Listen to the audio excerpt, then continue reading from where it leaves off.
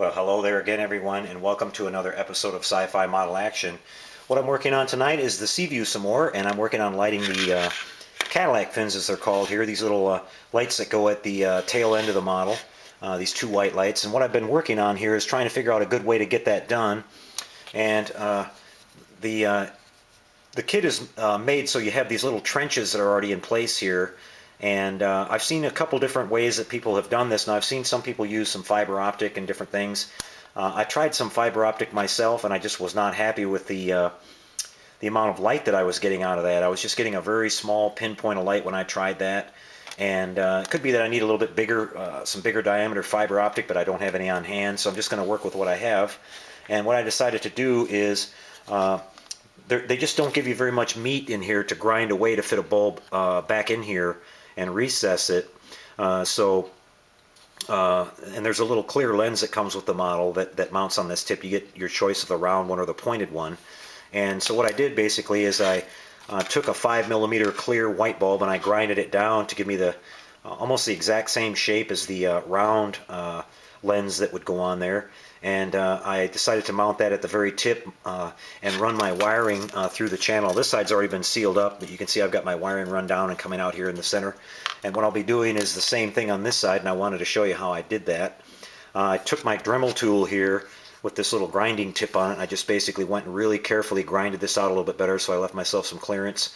You've got to be really careful because you just don't have enough room to work with in there in the standard setup, and your wires, even the leads, coming off the bulb will be really, really close together in there once you set this in here.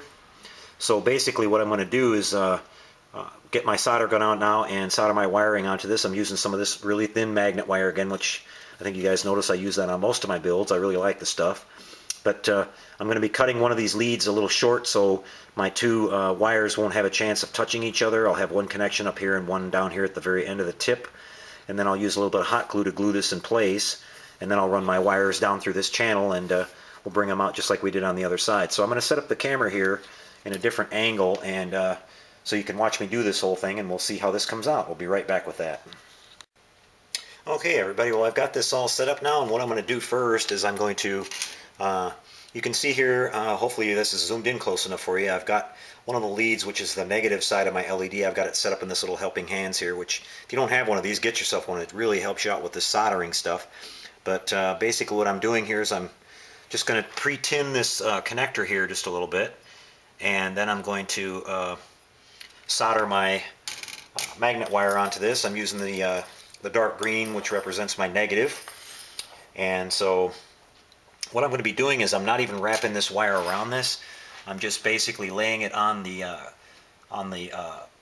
lead from the LED and just keeping it parallel with it and just putting enough solder on there where it's just going to sit on there parallel with it, because I don't want any kind of the clearances are so tight in there that I don't want anything sticking out at all. I don't want to have anything, even the wire wrapped around there, because the wires are going to be so close together once I pack that inside of that little trench that I was showing you a second ago.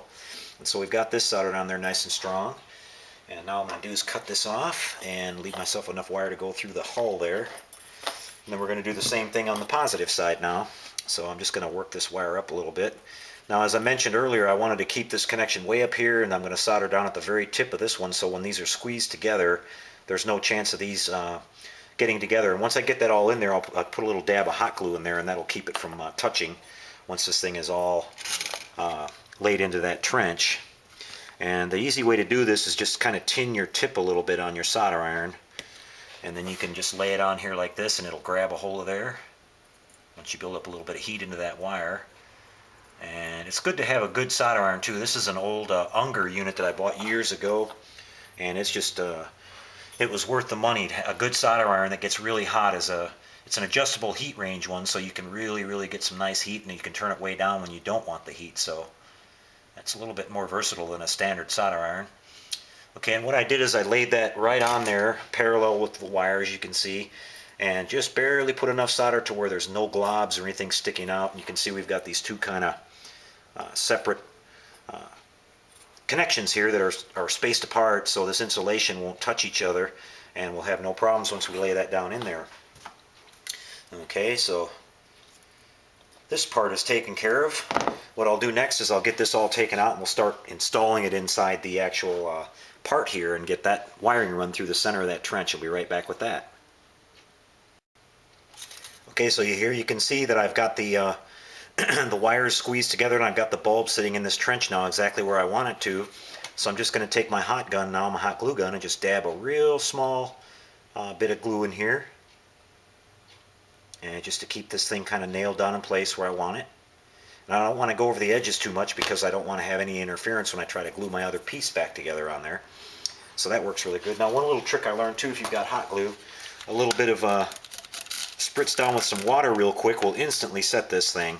It cools it off instantly and this thing's already dry and it's ready to go. I'll get myself a piece of paper towel here and wipe this off. So basically what you have now is you have this set in here just like it is on the other side. You still have a little bit of play in it so you can adjust it a little bit and get it aimed where you want it. And now we'll be laying our wire in here now, and what I'm going to do is the same thing. I'm going to touch a little dab of hot glue about halfway down here to make sure these wires are going to stay down in that trench when I lay my my other part on top of it. And again, it doesn't take very much, just a little drop here. Sometimes you get strings on that, but don't worry about that. That'll just come right off when you cool it off and dry it down like that. Okay. And so now we have our wire down here, and I'm going to come just on the inside of the seam line here and put another drop on the inside here so we get our wire nailed down nice and steady in one place, and that wiring's not going to move around on us when we work with it any further. Okay, a little bit of wire's not hurting this wiring or anything at all. You don't have to worry about it. The bulbs are sealed. Water won't hurt the LED at all either. And so now what I can see is I've got just a tiny little bit of glue sticking up, the hot glue, in some of the areas that I know is going to interfere just a little bit with the part being laid in there. So what I'll do off camera here is I'm going to trim this down just a little bit with my hobby knife, and then I'll get it ready and we'll come back and glue that together. So we'll show you that in just a second. Alrighty, so I've got this all trimmed out and ready to go. So basically what I'm going to do now is just go ahead and glue this together. And just some good old-fashioned Testors model glue here. I'm going to make sure I get it all the way to my tips up there. And I've sanded this down so I make sure I get good contact with my plastic and I don't have paint interfering with my bond. That's always important. I've been asked a lot about seam work on models, and it's very important that you make sure you have a clean surface when you glue everything together. That way you're not going to, when you start working with it, sanding on it and moving it around, you're not going to start to have things separate on you when that paint starts interfering with your bond there. Okay, and so this is all laying down there really nice and tight. And a little bit of white down with some paper towel to get rid of the excess. And having a little bit of glue come through into that seam is not a bad thing either. You can always go back and sand that out when you get done after it dries, and that actually helps to fill that seam in just a little bit. And what I'll do now is to get some masking tape on here, get this propped up, and we'll be able to let this dry for a little while, probably a good couple hours. The area right at the back here where the light comes out of this tip is very important to get this secured so that it doesn't spread apart on you. I know people use clamps and things like that, but I like to use masking tape in most cases to hold things together. Sometimes if you got a really big heavy part, you might have to do something a little bit different, but with clamps and things like that. But I find that masking tape, if you wrap it on there really tight and you're using some good tape, it'll work just as well. So basically we have this all put together now, and these seams don't look too pretty right now, but what we'll do when we're done with this drying is we'll give them a nice scuff down and a little bit of filler, and we'll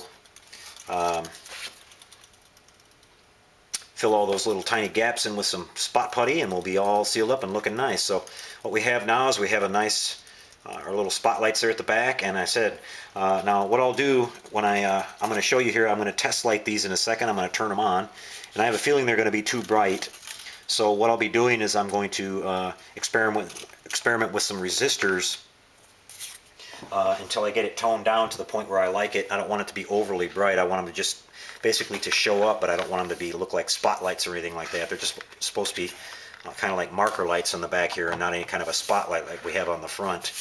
So I'll work on that right now and we'll come back and we'll show you a little test lighting on this. I'll be right back with that.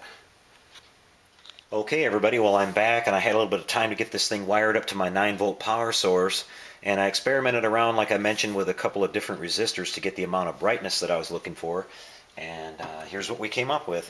I'm pretty happy with that. Of course in camera these LEDs always tend to glare a little bit, but in person they're really nice and dim, and they're not lighting up the entire back part of this. I didn't want to have that effect. I want it to be just they're supposed to be just noticeable lights on the back of the sub, and that should look really good in person, so I'm happy with that. So I hope that little wiring, going through some of that wiring there helped you guys out, or some of you might have not worked with that before. It'll give you a little idea how to get started on doing some of this wiring and lighting.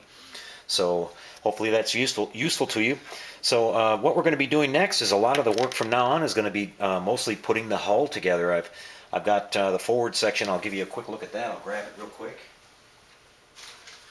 The forward section is completely sanded down now. Our seam there in the front is completely gone. It's all finished out nice and smooth, and it's going to be ready for final sanding and paint, so that's coming along pretty good.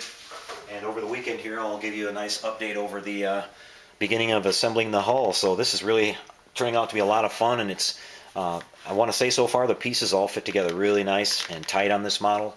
No problems with fit or anything like that. So we've got all of our lighting pretty well done, so we'll tie it all together, and we've got to start filling a lot of seams when we glue the main sections of the hull together on this one. So that's just another part of building the model. I'll be back with another update, and I hope you guys are enjoying this. Until then, catch you later, and happy modeling everybody.